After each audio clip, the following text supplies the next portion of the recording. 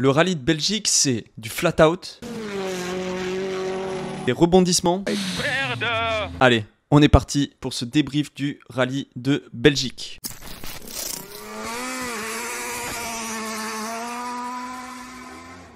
Bonjour à tous, j'espère que vous allez bien. Aujourd'hui on se retrouve pour le débrief du Ypres Rally Belgium qui aura été riche en rebondissements. Et en plus de ça, c'est une manche qui a sa propre spécificité. Je trouve que c'est un rallye qui a beaucoup de caractère et qui mérite vraiment d'être au calendrier du WRC, même si certains ne sont pas de cet avis.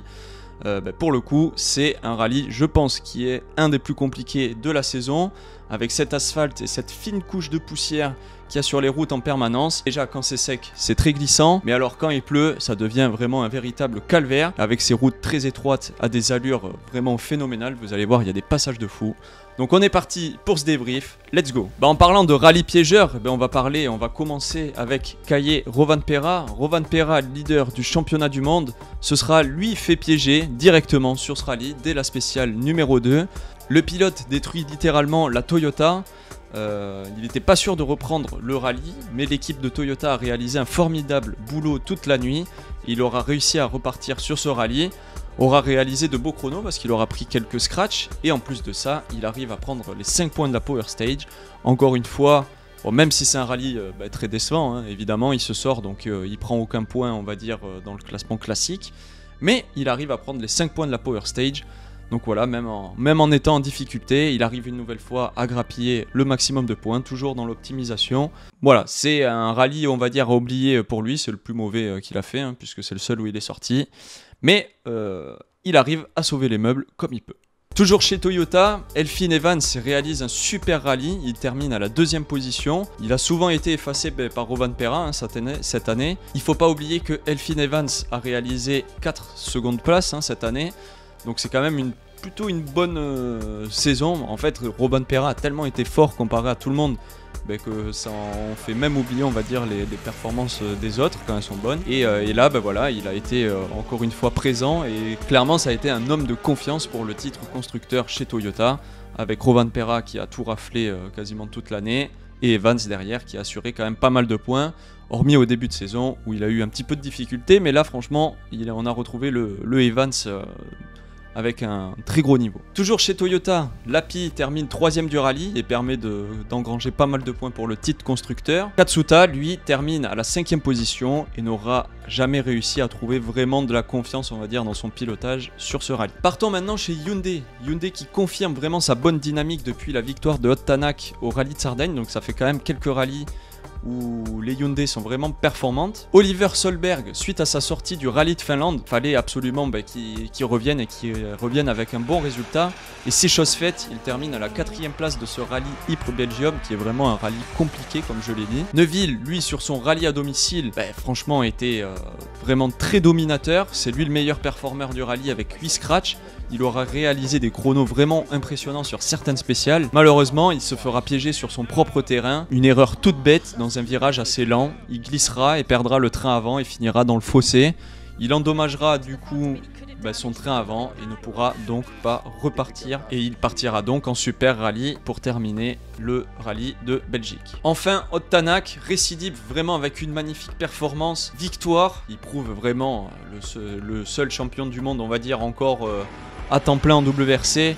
Montre vraiment qu'il a un très très gros niveau, toujours, il faut pas l'oublier, Tanak. Il a été à la bataille tout le rallye avec Neuville, ça a peut-être été même le problème d'ailleurs, je pense, chez Hyundai. Il aurait peut-être fallu établir une stratégie ou peut-être calmer les deux, parce qu'au final on se retrouve avec un Neuville qui se sort. Et lui, du coup, Tanak qui était second, profite de cette sortie de Neuville pour gagner le rallye devant Elfyn Evans et Lappi. Au classement général, Rovanperä est toujours en tête avec 203 points, suivi par Ott Tanak qui lui maintenant est à 131 points. Et pour la 3ème place, Elfyn Evans passe devant Neuville. Evans est avec 116 points, Neuville lui se retrouve avec 106 points en 4ème place. Au classement constructeur, Toyota est toujours largement en tête avec ses 381 points. Hyundai, elle, est second avec 293 points. Et enfin, M-Sport, 3ème largué avec 188 points. Bon, parlons de M-Sport, il faut en parler. C'est un naufrage, clairement. Breen, dont on parlait dans mon résumé précédent, on a dit un très bon pilote qui avait quand même un potentiel de réaliser une très bonne saison, se rate une nouvelle fois. Il se fait piéger, hein, ça n'a pas été le seul. Neuville s'est fait piéger sur son propre terrain. Breen qui avait déjà quand même une sortie en Finlande le rallye dernier, en cassant sa suspension. Là il sort, il se retourne, il est obligé d'abandonner. Il n'arrive toujours pas à s'illustrer et clairement n'est pas à la hauteur des attentes qu'il y avait sur lui. Greensmith, lui, toujours moyen en termes de pointe de vitesse. En plus de ça, aura réalisé une petite erreur et cassera ou endommagera sa suspension et aussi son système de freinage, ce qui fera qu'il perdra énormément de temps. Il perdra 18 minutes, hein, clairement, avec ce souci mécanique. Pas de points marqués non plus, du coup, comme Breen. Et enfin, Adrien Fourmeau qui pourtant avait réalisé un superbe rallye. Franchement, moi, devant ma télé, j'étais quand même assez content vraiment de la perf de Adrien. 4ème en début de rallye, c'était vraiment parti très fort. Il a pas de chance, il se tape l'orage dans la spéciale numéro 5. Il perd énormément de temps, il était un petit peu démoralisé à cause de ça parce qu'en plus de ça il n'a pas beaucoup de chance. Mais il arrive à revenir, il est 5ème, il profite des abandons de tous les autres pilotes. Ce qui lui fait son meilleur résultat en carrière s'il termine le rallye.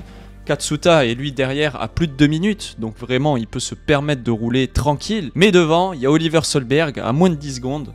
Et je pense que Adrien voulait absolument batailler avec Solberg. Et forcément, hein, c'est tous des compétiteurs. Donc il avait, voilà, il a joué, malheureusement, il a perdu. Dans la spéciale 19, Adrien gâchera tous ses efforts et sortira. Pas de blessé, mais c'est un nouvel abandon pour Adrien. Et pourtant, c'est mon avis personnel, hein, là ce que je vais dire, mais on sait qu'il est capable de vraiment réaliser des belles performances.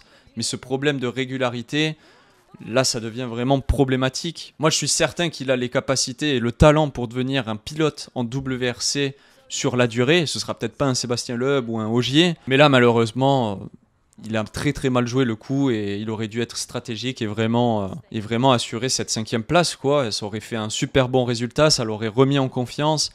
Ça aurait aussi remis en confiance, je pense, M-Sport. De par ses mauvais résultats, franchement il faut le dire, hein, sur tous les rallyes c'est quand même très mauvais M-Sport maintenant, quand il n'y a pas l'UB. Donc voilà, moi j'espère qu'il sera là jusqu'à la fin de la saison et l'année prochaine, hein, pour le moment il n'y a rien de sûr, mais bon, vu toutes les critiques qu'il prend dans la gueule, on ne sait pas trop ce qu'il en est pour son avenir. Moi j'espère qu'il sera toujours là, je le trouve vraiment pas plus mauvais que certains autres pilotes actuellement en WRC, hein. Donc à voir comment se déroulera son futur. Mais ça, seul M-Sport, du coup, décidera de ça. Enfin, avant de nous quitter, il ne faut pas oublier la performance de nos 2 Français en WRC2.